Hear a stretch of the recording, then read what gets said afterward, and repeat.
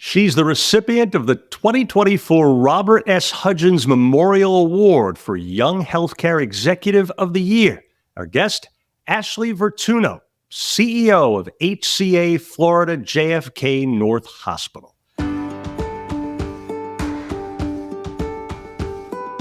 This is the Healthcare Executive Podcast from the American College of Healthcare Executives, providing you with insightful commentary and developments in the world of healthcare leadership.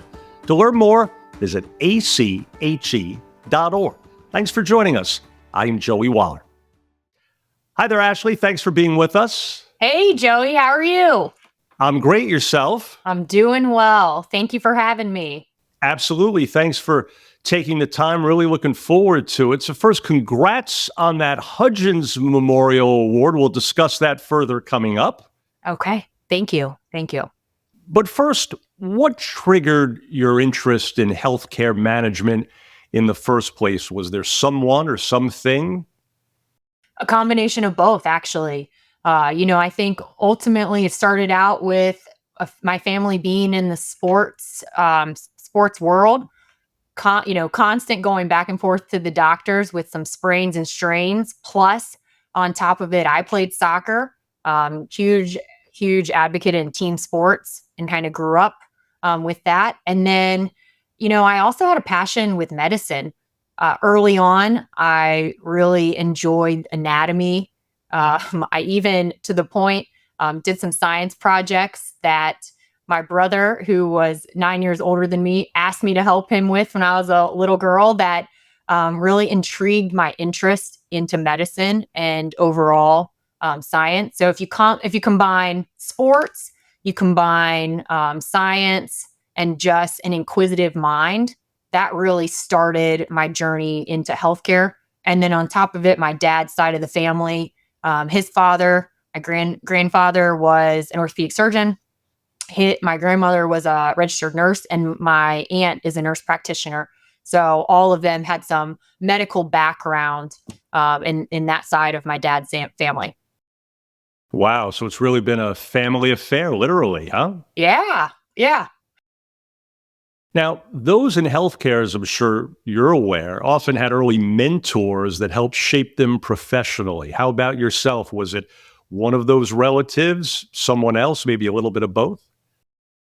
Early on in my journey, I would say it actually was attributed to a couple of my soccer coaches that ended up turning into one of my supervisors when I was in undergrad. His name was Dan Parks. He was my personal coach. When I was playing soccer, I actually had personal coaching lessons outside of just team coaching. And so when I got to work with him, he really helped to mentor me in my undergrad years, going into the fact that I wanted to be in healthcare. I wanted to be in healthcare leadership.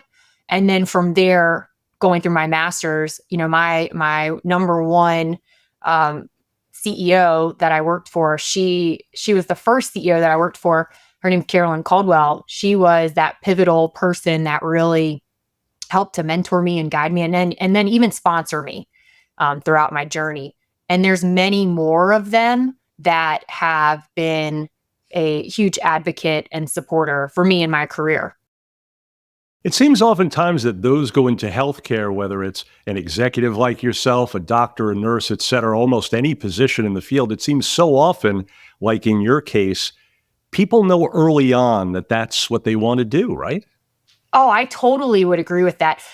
This is going to sound so off the cusp, but I was just reading my horoscope, and not everyone believes in horoscopes, but I'm a Pisces. But when you actually peel back the layers in my horoscope, it truly defines that helping others, being in the sports medicine industry, being in some form of realm to support other people, it's a true calling. And I think, if you actually get back down to the core of why I do what I do, it's really innate in me, and I'm passionate about it. So I do believe that other leaders in healthcare, whether you are a physician, whether you are an executive, you're a nurse, it is a true calling to be in this industry. So even though you're now a boss, I'm sure you didn't start out that way day one. What was your first job in the industry, and how did that help to shape what's happened since? Well, in terms of, are you talking about when I was in grad school, or are you referencing outside of grad school? Because plenty of roles since then. Whatever the first job it was that you think gave you a taste of what was to come in the field. I think it was during grad school. I went to University of South Carolina, and one of the highlights being there was we had to do a graduate assistantship, and I was paired in the University of South Carolina School of Medicine internal medicine practice in a physician practice, and really getting the opportunity to work alongside physicians on a daily basis and understanding process improvement. I worked under the quality director and then the administrative director, and both of which had different leadership styles, also gave you really what we do in the sense of healthcare, of process improvement for the system, ultimately taking care of patients' health, because this was primary care internal medicine, and seeing the business side of it from the administrative director's perspective. I think really set the tone. It set the tone for my journey. It set the tone for my first role outside of my graduate degree, to where my first job was becoming a practice manager with HCA. And I think that really set the stage in terms of what I'm passionate about, and that's quality care, ensuring that our teams have the support and resources that they need. And I think it really started early on, when I got to see it, observe it, and hands on physically do it as well. Gotcha. And so we're going to fast forward here just a bit. Okay. And what do you think it was, more so than anything, that's enabled you to become a hospital CEO, Ashley, at such a relatively young age, if I may say so, right? I have been surrounded by amazing mentors and sponsors. I think that having the ability to have people believe in you, see your vision, and help support your vision has really shown to allow me to succeed. Also, I mean, you got to do the work. So I think that's really important. And I've been able to physically grind out in some areas that others may not have, and also surround myself with teams. I'm very passionate around building teams of teams, because ultimately, thinking back to the sports analogy and really being in a soccer team, there's 11 of us on the field, and we all are striving for the same mission. And so surrounding myself with people that have unique characteristics and traits that will complement mine for the common goal has been a huge success, to my success. And in fact, oftentimes leaders like yourself, of course, are only as good as those underneath or around them. And obviously you believe in that, right? I totally believe in that. From every level of the organization, I believe in that. So when you began leading HCA Florida JFK North Hospital, you faced the challenge of helping to launch a turnaround. What basically did that involve? It started around building a management team. I mean, I came in during COVID, and so during COVID, we were under construction here. And so there was no administrative suite. We were all dispersed throughout the organization. Plus you come in 770 employees and you're like this, right? So, new leader, there was not a CEO here for over a year and a half. So new CEO, new management team, and really, getting to meet people with half a face, with a mask down, and really, it started with creating a vision that the team here and all of our colleagues could stand behind, because we were in the midst of coming out of a crisis. We were in the midst of a growing community, and showing the team here, again, over 770 colleagues that I support, showing them that things are possible, that we're going to strive for excellence, and this is how we're going to get there, and building a full team around accomplishing that mission. And being integral to the community. One of the highlights was in 2022, we relaunched the HCA Florida brand here in the state of Florida. And that, I think, helped propel us. It helped propel the vision. The team created an identity, and it's allowed us to grow in our services and continue to expand for what's needed for our community. And so when you combine some of those things you just mentioned, the fact that you're taking over as CEO at a place where they'd been without one for more than a year, and it's all happening during COVID, I'm wondering if, while going through all that, you told yourself, if I and we can get through this, I think it'll be much more smooth sailing thereafter, yeah? Yeah. Yes. So we mentioned you're the 2024 Hudgens Memorial Award winner. Congratulations on that again. Thank you. Thank you. And so what does it mean to be recognized, not just for your leadership as an executive, but in your case in particular, again, the fact that you're a relatively young healthcare executive? ACHE has been an integral part of my leadership journey. I've been with the organization for over 13 years, and it means more than just an award.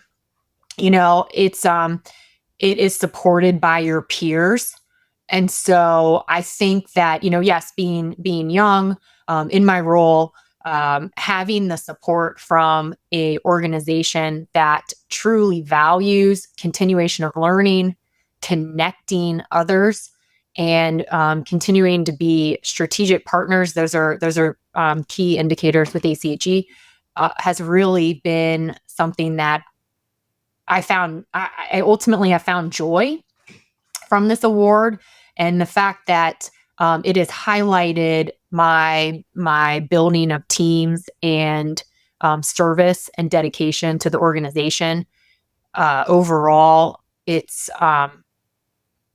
really highlighting the hard work has paid off. However, it's not done yet, and there is still more from this to continue to contribute back into ACHE community, but also into the community that we serve as hospital CEOs, but essentially healthcare leaders. And I'm excited for continuing to move this agenda forward with supporting ACHE, but also my community and my leadership as well. Well, you touched on it there. I wanted to ask you next up about how ACHE membership and board certification have helped in your career. How about one specific example, maybe a quick story or an experience that you've gone through recently that would help illustrate for people what that experience of dealing with HCHE, how that's impacted the way you do your job on a daily basis? I'll take the story back to the very first encounter with someone that is highly regarded and on my own personal board of directors. Rulon Stacy, former past chairman of ACHE. I met him at a South Carolina Hospital Association annual meeting in South Carolina when I went to grad school.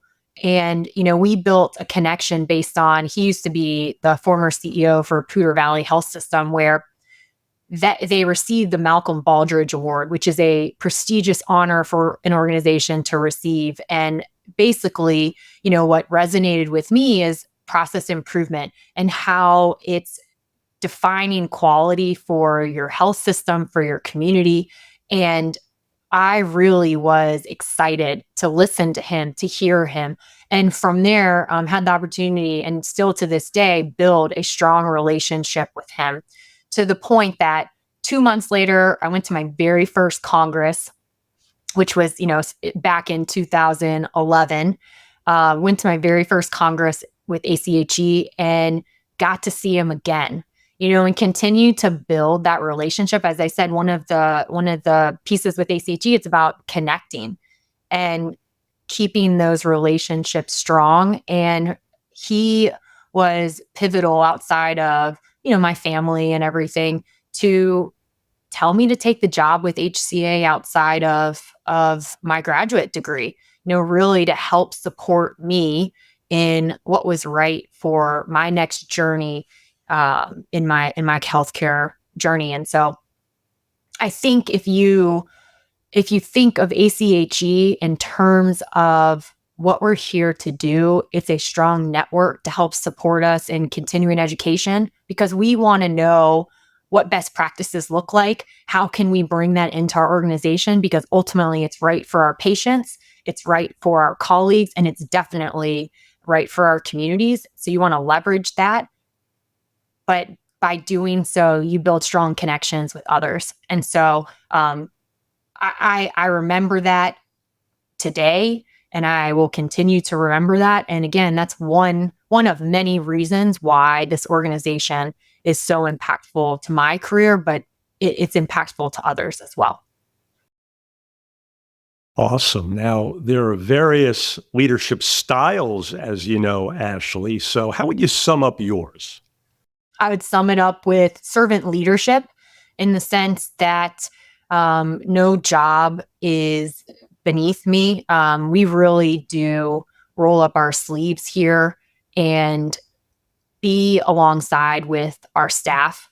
I've been able to see it from myself, but also from my team.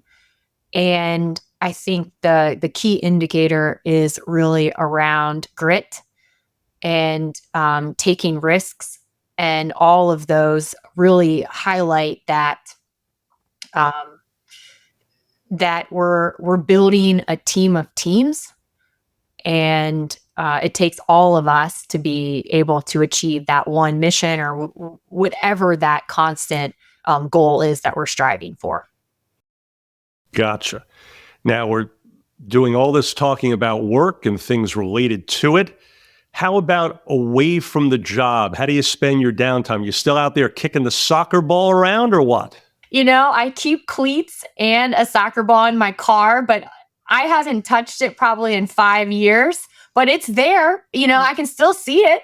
No, but I will say, in terms of keeping an active lifestyle, I have definitely picked up CrossFit in the last 6 years and love it. So 4 to 6 times a week, I'm in CrossFit. I've also to really focus on that downtime is really self-care, whether it's going to the gym, it's traveling, putting away cell phones and trying to focus on some mindfulness, hanging out with friends. It's really about spending time away from the hospital and understanding that there are ways to get away. And I've really embraced that over the years. And honestly, the last couple of years have been spending time even with my family, with my dad, who lives local in Florida, and getting to spend more time with him, as we are very close in proximity now. And as you pointed out earlier, if you need advice or anything about the business, you can just turn to any one of about, it seems like 24 relatives that have been in it as well, right? Yeah, exactly. Exactly. And finally, in summary here, Ashley, what would you say is your best advice for young healthcare leaders just starting out? What if, say, someone feels that they are or can become a big leader, but they just don't know quite yet because of lack of experience exactly what that will look like? I think first off, you want to find an organization that aligns with your values. I think that's a strong way to start, and then have a supervisor who supports your career aspirations, and from there, building a network that truly supports you and will give you um, real feedback. And and that feedback's important. It allows you to take risks. Um, it allows you to really take the opportunities that gets you into a bit of uncomfortableness. And I would say, building that personal board of directors is very important, but it's the people on the ground as well that you're working with alongside that are going to help to manage you up, and also um, to really support you and the organization's goals as well. So I think, again, ultimately, getting uncomfortable, building a team of teams, and then sharing with your supervisor your career aspirations by joining an organization that really has the same values as yourself. Well, folks, we trust you're now more familiar with Ashley Vertuno. She says she's building a team of teams, and I believe she does have that trademark, so don't try to steal it. Ashley, congrats again. A pleasure. Keep up all your great work. Thank you. Thank you, Joey. Absolutely. And for more information, please visit ache.org.